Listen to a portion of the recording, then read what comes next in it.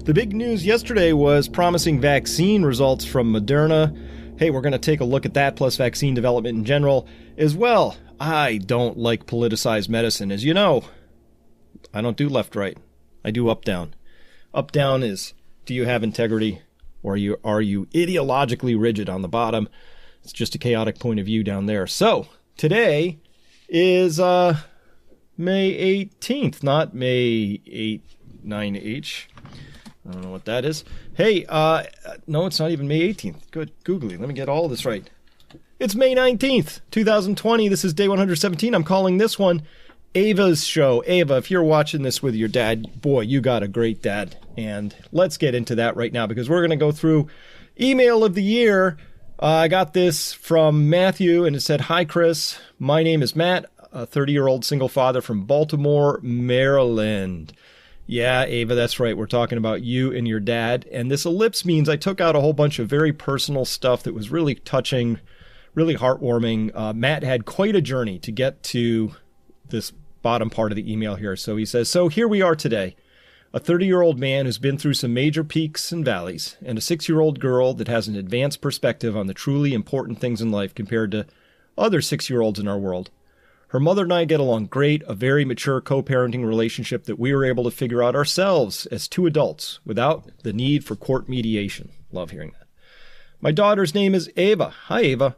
"Ava and I have watched every single Honey Badger update video since you started making them. It's gotten to the point where not only have I been able to teach my daughter so many important aspects in life, but she really has begun to form her own perspective on the importance of being prepared.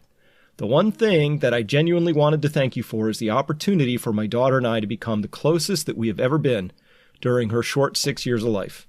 Granted, there's so much she doesn't truly understand, but I cannot even express how happy it makes me every single night when she asks if it's time to look for the Badger video yet on YouTube. Of course, the information and research you put into your videos is second to none, and I genuinely have tremendous respect for how involved it must be and how much it must take away from the time you could be spending with your own family. But I just wanted to say thanks for helping our little family in ways that truly cannot be expressed by words. Thank you and be safe. Sorry this was so long, Matt." All right, Matt, thank you so much for sending that and for trusting me with that information that you put in the front end of that. And Ava, you know what? This is for you. What else can you say? We're just going to have to go with the dancing honey badger virus. Yeah, the ghost stuffle. Look at that. I love that dancing badger. And by the way, why do we call it the honey badger virus? Because this thing can escape from almost any enclosure. All right. Hey, let's dive right in.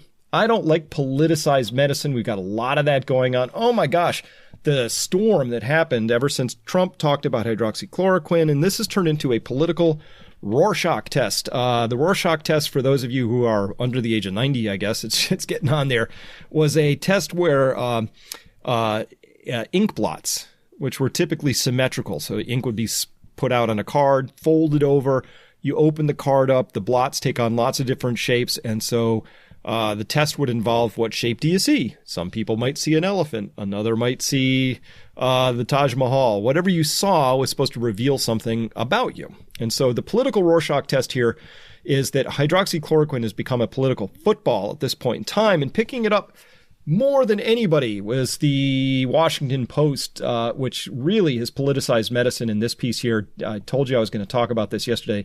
Really despise medicine becoming politicized and that people's lives become a political football. Do not like that.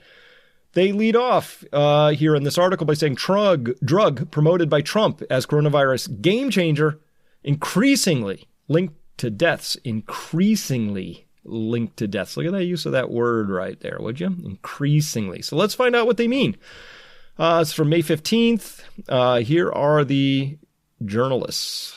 For 2 months, President Trump repeatedly pitched hydroxychloroquine as a safe and effective treatment for coronavirus, asking would-be patients, what the hell do you have to lose? Growing evidence shows that for many, the answer is their lives. Well, that's very ominous. And by the way, I don't know what the Washington Post is up to, but this is a hyperlink. And when you follow that, it doesn't take you to anything that addresses anything about how hydroxychloroquine actually takes anybody's lives. You would think That's what hyperlinks are supposed to be used for. So if you're looking for the answer to that, it's not in that link. Just saving you some time. Continuing on, clinical trials, academic research, and scientific analysis indicate that the danger of the Trump-backed drug is significantly increased risk of death for certain patients. Really? Academic research, scientific analysis, clinical trials, my goodness. That is a lot of authorities weighing in on this. Must be pretty conclusive evidence. Let's go on. Evidence showing the effectiveness of hydroxychloroquine in treating COVID-19 has been scant, although we have been presenting that, and it's been scant. You know why it's been scant? Because they haven't run the studies yet. I don't know why they haven't run the studies yet. You could put it together a proper HCQ plus study, and it would take you a day to design it. It would take you a couple of days to recruit and fill this in a place which has got COVID in a hotspot zone going, and it would probably take you a couple of weeks to get your early first readout. 2 months to do a gold-plated study. We could have had all this data before. So you know why the evidence is scant? Because we don't even have it. And again, I'm agnostic. You know what? We could do the gold-plated, double-blind, placebo-controlled study with and without zinc and have all the variables controlled, and it might come back and say, this doesn't do anything, right? Well, then great. Then we would know, but we don't actually have that. What evidence we do have actually increasingly shows that it does work. Those two developments pushed the Food and Drug Administration to warn against the use of hydroxychloroquine outside a hospital setting last month, just weeks after it approved an emergency use authorization for the drug. Now, this is really strange that using it outside of a hospital setting, so dangerous because of all these warnings, clinical trials, academic research, scientific analysis, is significantly increased risk of death. Yeah, that's possible. But, people have been taking this stuff over the counter for a really long time. If you went to a malaria hot zone, they would give it to you as not as a treatment, but as a prophylaxis. You would start taking it before you went into a malaria hot zone, and then it would prevent you from getting malaria. Is malaria COVID-19? Are they separate things? Yes, of course they're separate things. But an anti-malarial and an antiviral work in the same way in that it's really best not as a treatment, but as a preventative. So at any rate, people have been taking this drug for a really long time, and people have been on it for like half a lifetime with rheumatoid arthritis, with lupus. There's a variety of conditions that people take hydroxychloroquine for, and it's been perfectly safe all that time. But all of a sudden, Food and Drug Administration is saying, oh no, outside of a hospital setting, you'd obviously have to be very carefully monitored because it's super dangerous. All of a sudden, I don't know how it got dangerous all of a sudden. I'm really mystified by that because I would want to see the data. How many people have actually died from this? Well, let's go on. Maybe they say here. They should say, we know there are harms, and until we know the benefits, let's hold off, says Joseph Ross, professor of medicine and public health at Yale University. Okay. Joseph, I'd really like to talk to you about this because I'm not clear when you say we know there are harms. I've looked at the safety profile data, and in fact, in a giant retrospective analysis done by the UN and the World Health Organization, where they looked at decades of experience with this, millions of doses, and they hadn't recorded a single characterized sudden death event based on hydroxychloroquine. Not one. Not just a few, but none, right? So I don't know, when you say we know there are harms, well, what are those harms? Why don't you tell us what those are? Because I've seen the data so far, and I haven't seen those, all right? And until we know the benefits, we should hold off. So this is Joseph saying the harms, as he understands them, outweigh the potential benefits. Well, if the potential benefit is to stop you from dying from COVID, that's a pretty big one. And if the harms are, we think people might have some rashes, might have some, bad dreams, and might have an upset stomach. I don't know how Joseph came to the conclusion here that the harms outweighed the benefits. I don't know how they came to that conclusion, so I'd love to hear. Who added here that the original authorization may have been warranted, but new evidence has emerged about the drug's risks. Okay, new evidence. Let's get to it. Can we please? What is this new evidence, please? I'm surprised it hasn't been revoked yet, said Luciana Borio, who served as Director for Medical and Biodefense Preparedness for the National Security Council and was acting chief scientist at the FDA. I'm going to guess under a different administration, but that's a guess. Yogan Kanthi, assistant professor in the Division of Cardiovascular Medicine at the University of Michigan, said it's been clear that the combination of hydroxychloroquine and azithromycin used to treat bacterial infections could lead to cardiac arrhythmias, which cause the heart to beat irregularly or too fast or too slow. This, again, we're looking for data here, and they keep saying things like, could lead. Well, has it or hasn't it? What's the data? How many thousands of times have people been, forced into cardiac arrhythmias, or hundreds of times, or dozens of times, or a handful of times? What is it? We need to know. It's remarkably data-free here. Many patients hospitalized for COVID-19 had underlying cardiovascular disease, which put them at higher risk for arrhythmias. So it shouldn't be surprising we saw an increase in death. What increase in death? I'm still waiting. Let's get on with it. Maybe it's on this page. A study of veteran affairs patients hospitalized with coronavirus found no benefit in higher death rates among those taking hydroxychloroquine, researchers said last month. Time out. You can't do that.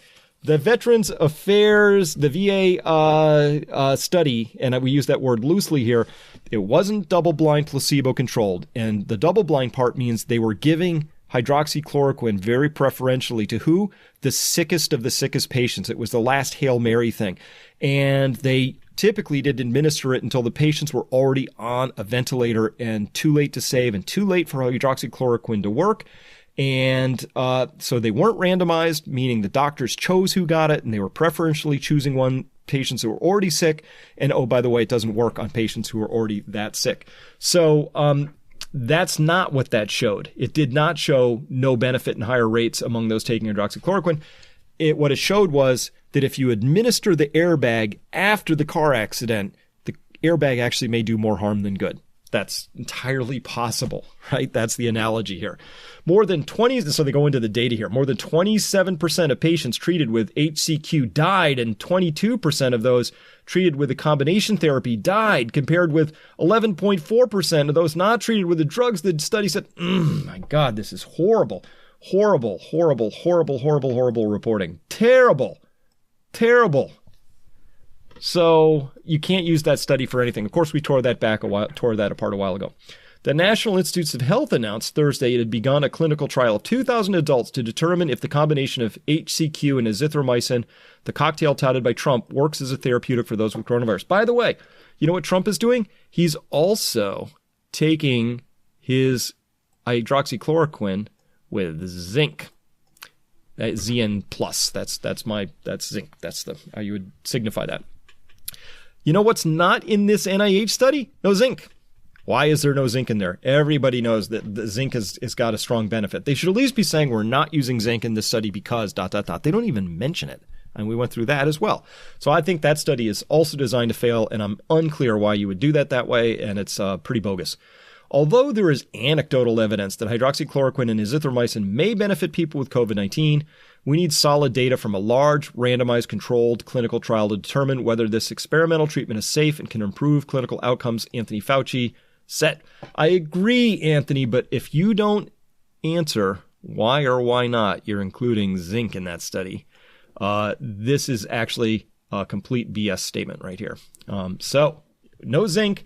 I'm sorry, but you're probably going to get into trouble with that thing, and it may not work again for obvious reasons. All right, so this was a terrible article. It's politicized medicine, very, very awful on the part of the Washington Post. But I read down into the comments, and I didn't have to go really far, and I found this one by Erastus right on the bottom of the article. Said this article, and the one it cites is the basis for its claim of causing deaths, could hardly be more dishonest. The VA study, nice use of quotes there, Erastus, thank you, only confirmed what the proponents of HCQ are already saying, that the drug's usefulness, if any, is limited to the early stage of infection, not if used after the patient is already severely ill. Any real study on HCQ and any relevant clinical study of it will be directed to its use immediately upon symptomatic diagnosis of probable infection. Again, you don't have to wait for actual infection diagnosis with a positive COVID RNA polymerase test. You got the symptomology, start giving it, and then do the test. And then 24 hours later, the test comes back negative, exclude that patient. But you can't get that 24 hours back. You can exclude a negative, but you can't get your time back. So exactly right, Erastus. You just give it right away, and then right here, and throw out any cases that waited until after hospitalization. That's a lot of what this study is designed to do right here. They're actually looking for people who are hospitalized, and they have to have a positive test for COVID, and they're not given zinc. So I'm really suspicious of the design of that particular study. Erastus isn't confused at all. The citation of the VA study, which did the exact opposite, treating it with greater polemical enthusiasm as if it proved HCQ ineffective or counterproductive. This is a case of motivated reasoning and motivated self-deception, with the self-deception turning all too quickly into motivated deception of the public. As to the motives that are motivating you and so many others, you state them clearly. Your attitude toward Trump, an attitude that seems to override completely any concern you may feel for journalistic integrity. Yeah, way to finish that up. And by the way, I did not write this. I am not Erastus. This isn't me reading my own stuff. This is just a comment I found, but it went through all of the key points that I would have made as well, except it left out zinc too. Don't forget to put the zinc in there. By the way, on the basis of that article, the Washington Post lacks journalistic and editorial integrity. They are totally out of this. And by the way, I've been getting a lot of flack from people because I've been talking about hydroxychloroquine, and it's been turned into a thing where if you're for hydroxychloroquine, well, then you must be pro-Trump. And if you are anti-hydroxychloroquine, then you must be a Democrat. And remember, I don't do this. I don't care about left-right. Do you have integrity or do you not have integrity? Are you ideologically rigid? If you have integrity, that means you're curious, you're learning all the time, you stand ready to be completely re-educated at any moment. That's integrity, right? And so you go to where the data leads you. It has nothing to do with left-right. It's up-down. Speaking of integrity, let's go to Georgia. Georgia, the state in the United States. Georgia's Republican governor, Brian Kemp, faced backlash, even from President Donald Trump, when he made the decision last month to begin easing stay-at-home orders in the state. People didn't have much faith in his decision, considering he didn't learn about the prevalence of asymptomatic carriers until weeks after it became public knowledge. Yeah, I tweeted about that. That was really embarrassing. He and his health staff and his core governor staff were like, "Oh, we just found out about these asymptomatic carriers." We'd noted it over 2 months prior, but it had already been more public knowledge. Anyway, embarrassingly slow on that. Kemp's office is still trying to minimize the threat posed by the virus in an effort to justify the move to prematurely begin reopening. Now it looks like they're willing to fudge public data to do so. What? A graph released by the Georgia Department of Public Health documenting virus deaths in 5 Georgia counties, at first glance, looks promising. All right, well, let's take a peek at this thing. Let's see what it looks like. Top 5 counties with the greatest number of confirmed COVID-19 cases. Impacted over the past 15 days. Yep, there's 15 days in there. Hey, you're right. You know what? I got to be honest. This looks pretty encouraging. Wow. Look at that. That's awesome. I guess. Oh, wait. Hold on. I think we should take a closer look at the x-axis on here. And here it is. Here it is. It starts on April 28th. That's why I've got this here. And then the next set of bars is from April 27th. Then the 29th. Then May 1st. Back to April. Ooh, way out to May 6th. Back it up to May 4th. Scoot forward again one to May 5th. Back that truck way up to the beginning of everything. This is the earliest date on the whole thing, April 25th. Then way out to May 2nd, and then way out to May 7th, and back that truck almost all the way up to April 26th, then to May 3rd, then 8th. What the heck? You can't. What? Who puts a chart? Okay. All right, Georgia. Listen up, Georgia. This is the first time in my entire life where I've seen somebody get the dates wrong and have them out of sequence. I don't even know what you're trying to promote here with this. I'm just completely confused. So there's statistics, there's lies, damn lies, and statistics, as they say. There's the misuse of statistics, but then there's the jumbling of dates along the x-axis. That's a new one. You've set the standard, and way to go there, Georgia. So at any rate, I don't even know where to place Georgia on here. It's almost like we need a third axis. It's like pointing straight out at you and also pointing straight into the computer screen or your television screen, however you're watching this, or your phone. And I don't know what is that educated minimally versus ignorant. I don't even know what that axis is, but it takes a special sort of a. You have to work hard to put your dates out of sequence like this. That's all. All right. Anyway, I thought we'd have a little bit of fun with that, but it's also tragic at the same time. Tragic comedy. Hey, Moderna is a company that promotes these mRNA vaccines. That's messenger RNA vaccines. Pretty cool idea. The messenger RNA is injected in, and the platform, once it's injected into the body, your cells somehow take that mRNA up. They don't degrade it. They actually manufacture the proteins from that. Mystery of all mysteries, those proteins somehow get out of the cell back into the place where the maybe on the surface of the cell or out into the cytoplasm. Out of the cytoplasm out into the serum of your blood. I don't know. But somehow the mRNA goes into the cell, gets manufactured into protein epitopes, gets pushed back out of the cell to a place where the immune system can recognize it and then develop an antibody response against that. I got to confess, there's some steps in there I don't understand, but that's at any rate.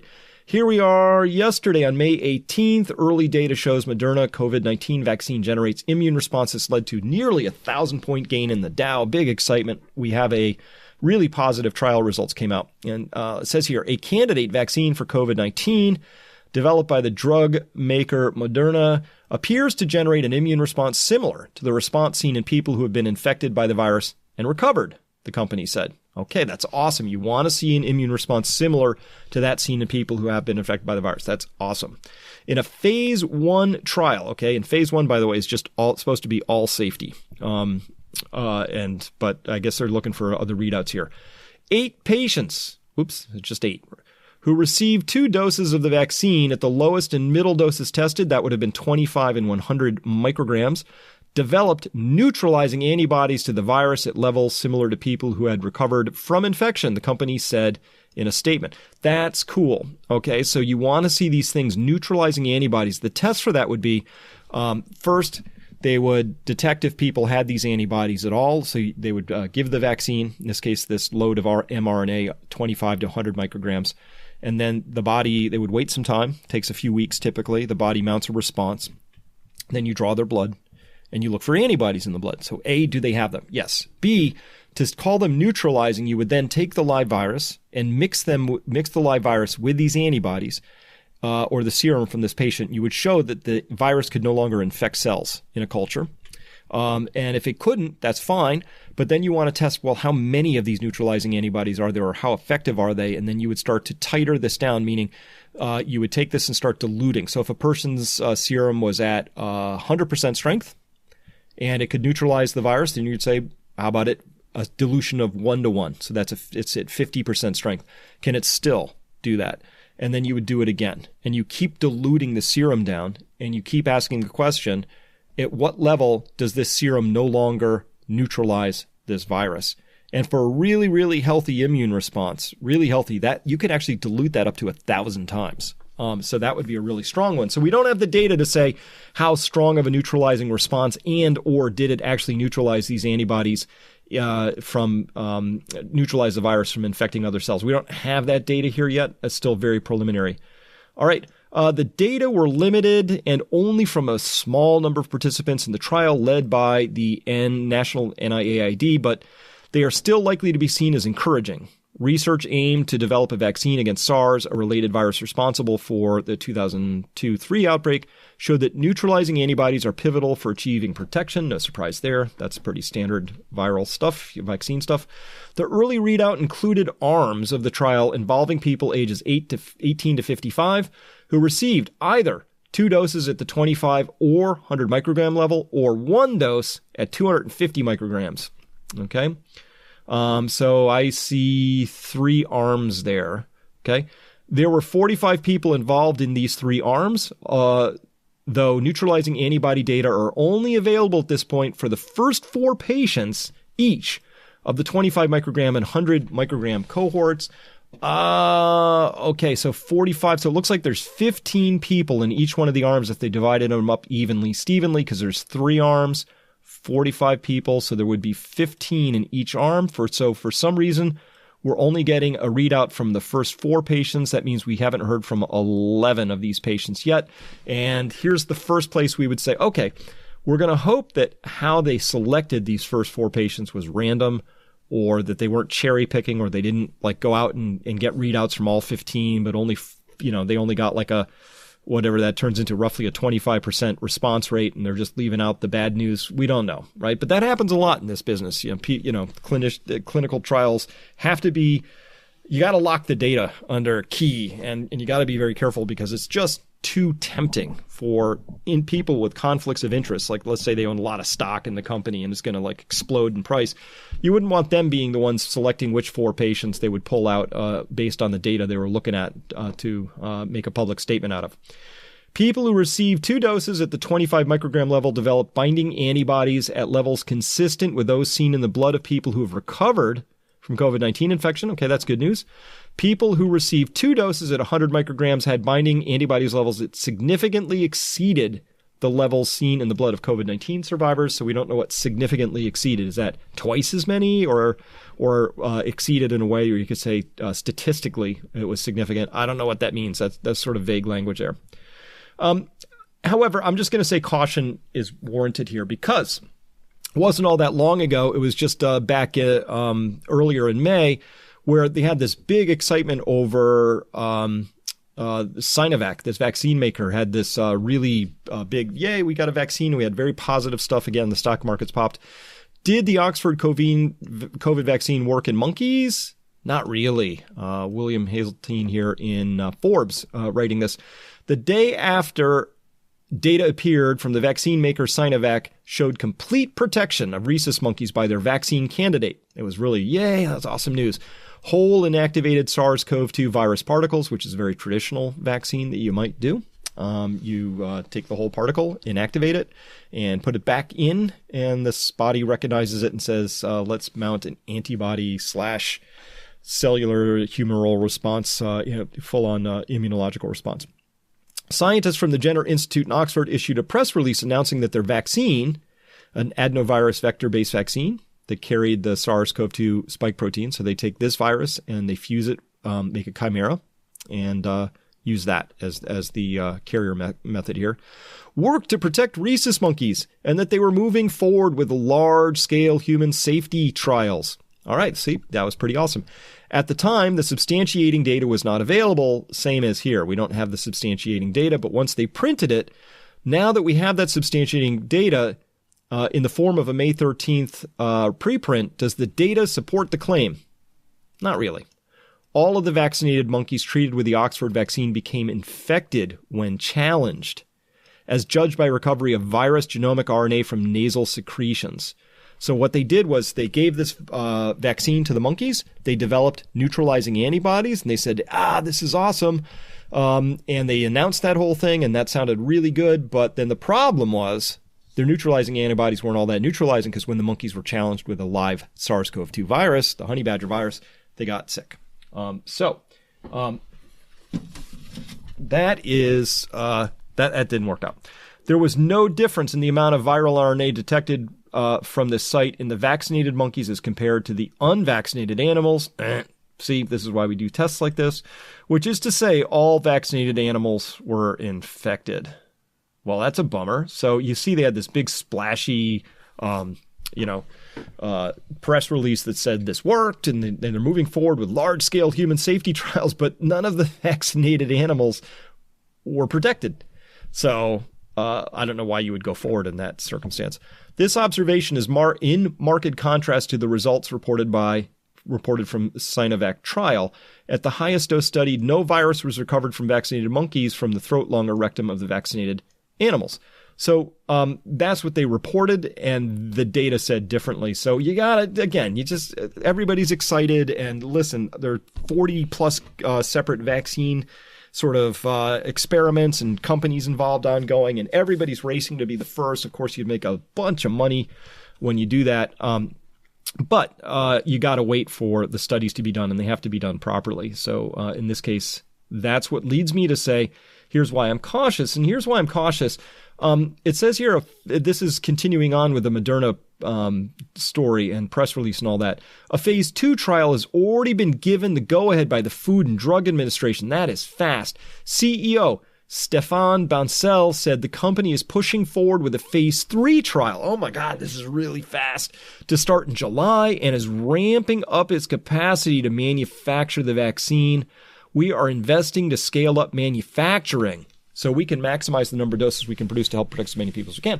Okay, that's really aggressive. And it's really a very, very bullish thing. So when a company gets this sort of data where they're like, oh my gosh, this really works, and they're saying that they want to start ramping up capacity, and the FDA is, allowing them to push forward with a phase 2 trial and then a phase 3 trial and all of that, that's really a really bullish sign. Like if I'm an insider in that company, you know what I'm doing? I'm buying every share of stock I can get my hands on. So here's why I'm cautious about all this. We're going to start here.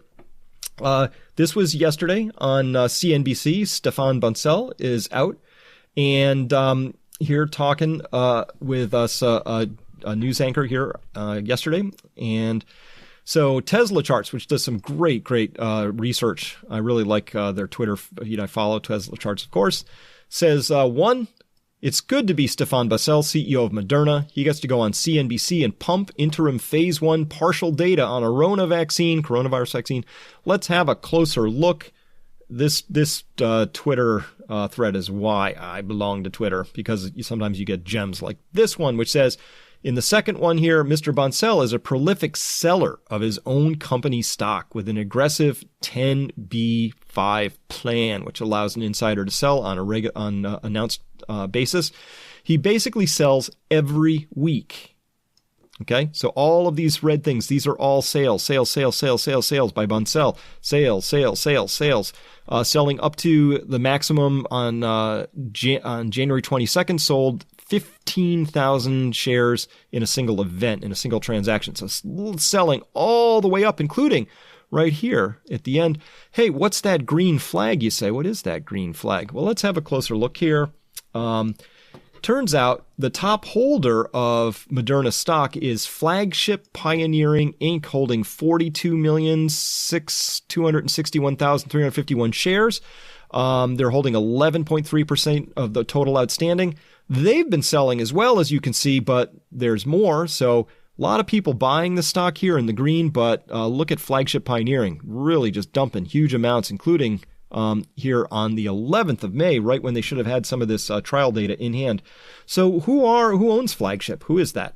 Well, it says the little green flag in the second tweet of this thread shows us that Mr. Bancel is also an investor in Flagship. And so you have to put out these disclosure forms to the SEC if you're an insider. Basically, it says here this 13 transaction code here for J, which is an unspecified transaction. But to understand it, you have to read footnote 13. So Tesla Charts drags up footnote 13 for us and puts it in here for us.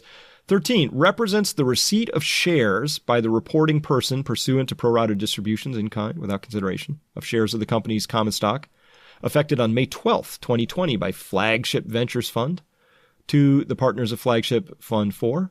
So this means that the recipient of these would have been Bancel. He's an investor in Flagship as well. Mr. Bancel also owns and sells stock in Moderna from a couple of LLCs he owns.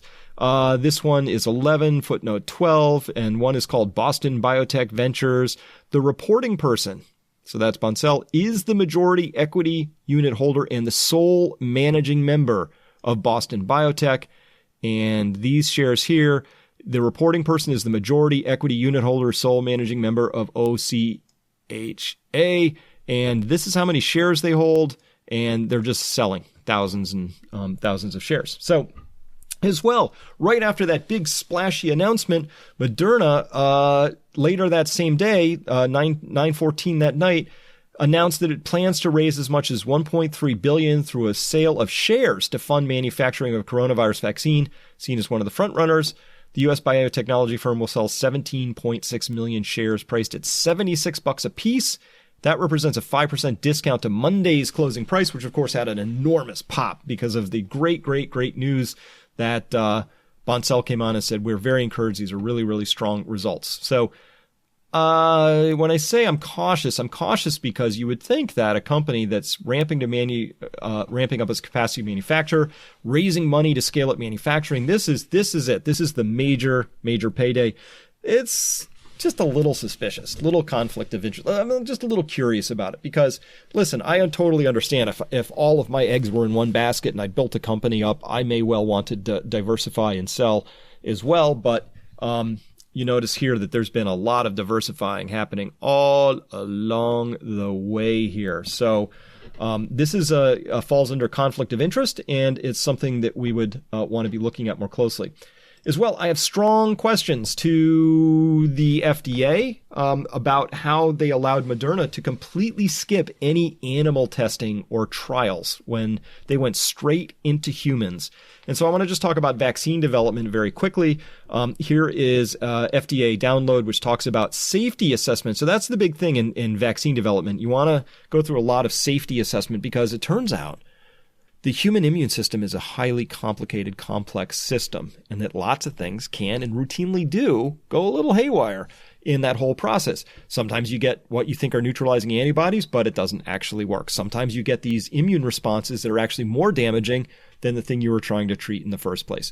On and on and on. So it's very complicated. And so, of course, safety testing is a huge part of all drug development, but especially vaccine development, because you're directly monkeying with the immune system, which we actually don't understand all that well yet. So in vaccine development, normally, you would get all this non-clinical information before you went into humans. There was all this chemical structure and drug class, all the class toxicities. So what's the toxicities of mRNA stuff? You would do all this in vitro toxicity evaluation. You'd have genotoxicity. You're looking at cardiac repolarization and things like that. There would be all these pharmacology and toxicology studies done in animals. And you might give this to a whole bunch of mice. And here's the thing. These animal models aren't really perfect for humans because they have different ACE2 receptors. They've got different immune systems. They've got different everything. So it's not just like you can test, you test it in mice and then you go up a unit and you test it in rats or ferrets or something like that. And you go up a unit and maybe you test it in non-human primates and all of that other stuff. At any rate, you would be doing a lot of these pharmacology and toxicology studies first. All sorts of organ-specific toxicities. You're looking for carcinogenicity, teratogenicity, all these sorts of things, right? And in normal vaccine development, there's all sorts of safety monitoring. There's unexpected adverse events that might happen. There's very common adverse events. There's laboratory abnormalities that might show up. There's rare adverse events, serious ones, all sorts of reactions, and adverse events of special interest. There's all different kinds of things that you would go through in safety trials, which is what phase 1 is all about. It really is all about this safety monitoring. So in Moderna's case, no animal studies before they went into humans, and they're basing all of this on just 45 patients, and they're about to rip into phase 2 clinical trials, which is where it goes into lots of people all at once on the basis of no animal testing and just 45 initial patients at this point. But again, maybe there's something about mRNA vaccines that's fundamentally different, because vaccine development normally, you go to the GlaxoSmithKline, who does a lot of vaccine development. The normal path for this is 1 to 10 years here, basically to get up to phase 1, another 2 to 3 years out here in phase 2, another 2 to 4 years out here in phase 3, and then once you're out in marketing and all that stuff, you're doing what's called post-marketing surveillance. So now that it's actually going into tons of people, you just want to say, anything popping up, so you're doing all sorts of stuff.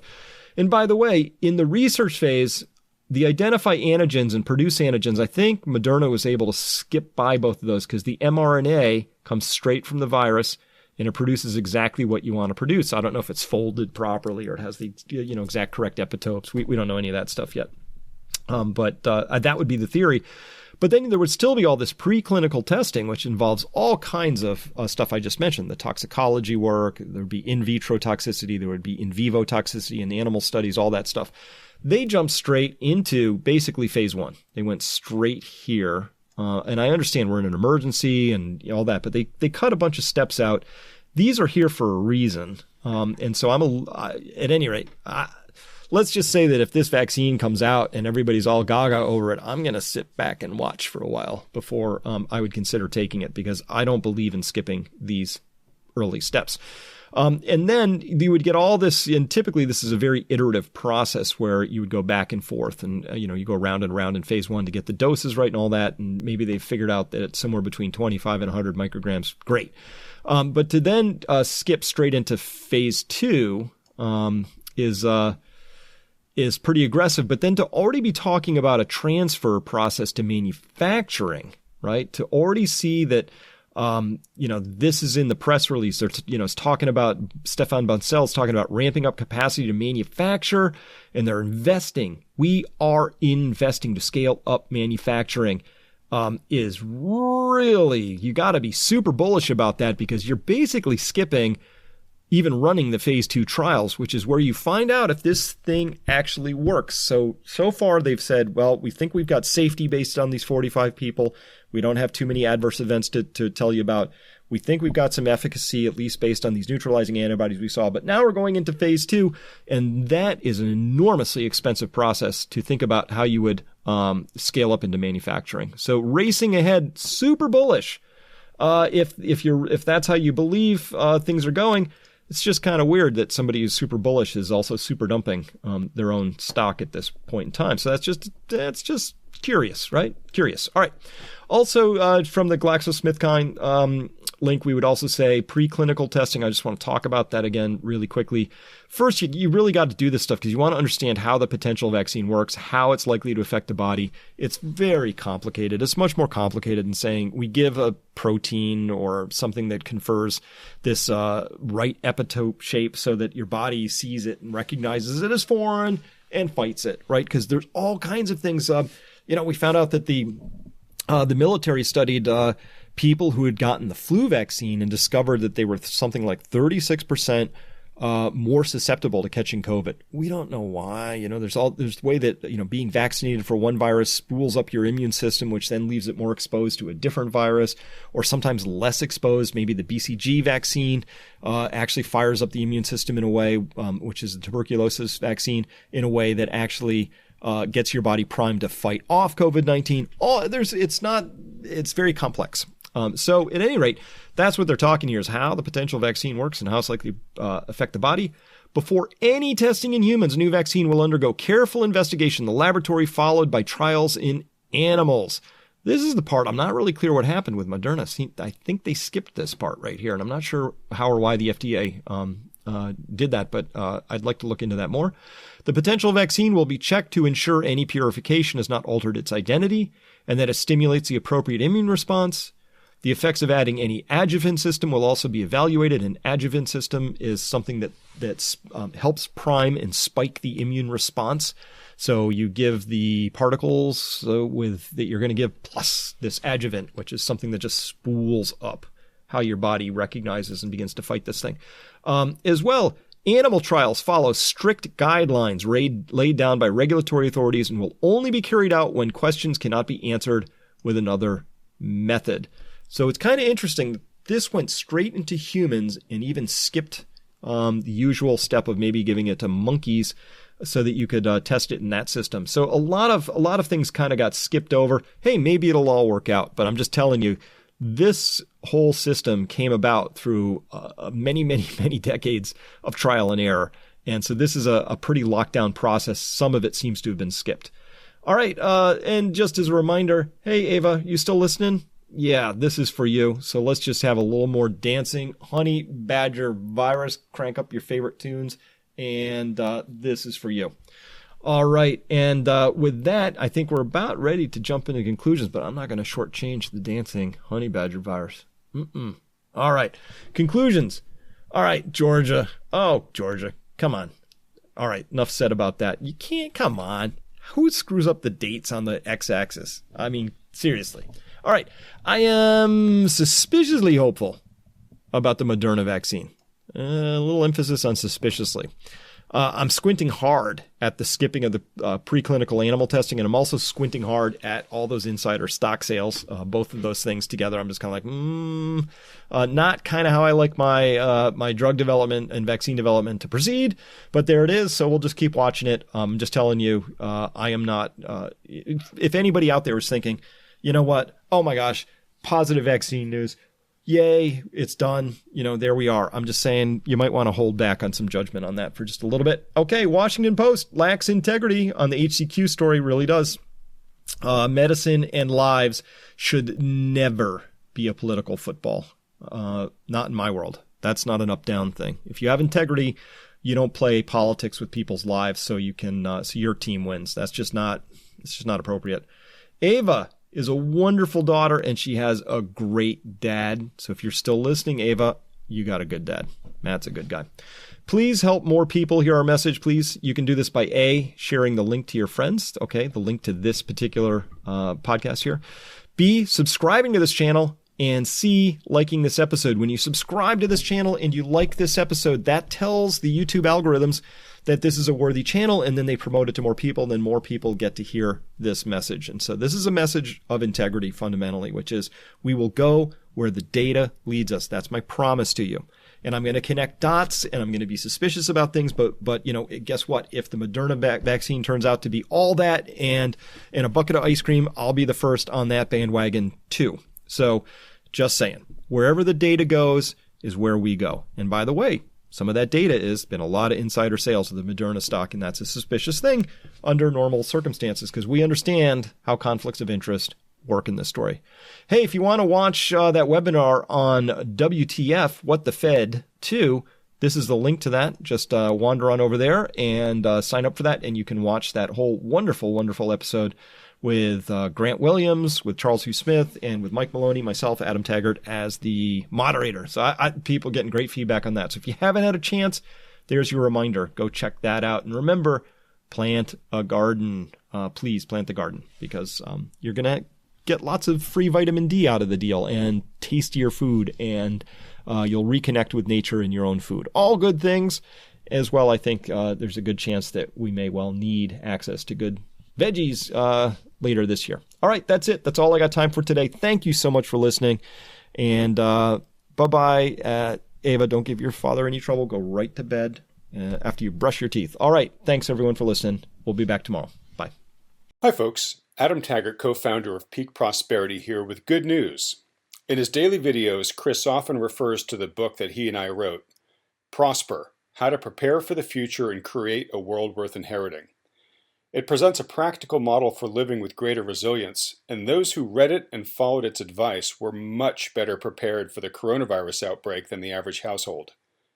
Given its heightened relevance to the turbulent times we now find ourselves in, Chris and I want everyone to benefit from this book's formula for better, more secure living. So we're giving the book to you for free. To get your copy, simply visit peakprosperity.com/freebook. We think you'll find this an extremely valuable and inspiring resource for the current COVID-19 outbreak and for being well positioned for any kind of crisis that comes our way in the future. Thanks for listening and happy reading.